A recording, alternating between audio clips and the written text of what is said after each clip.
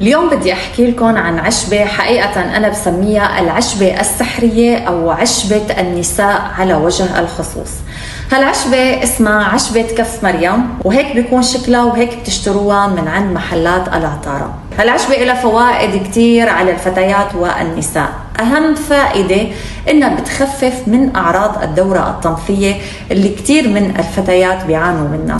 كمان هالعشبة ممكن إنها تساعد على إعادة التوازن لبعض الهرمونات الأنثوية الجيدة جدا عند المرأة، مثل هرمون البروجستيرون والأستروجين. فهذا الشيء بيعمل فائدة ثالثة لعشبة كف مريم اللي هي تحسين الخصوبة. كتير من السيدات حقيقة بيعتمدوها لتسرع بالحمل.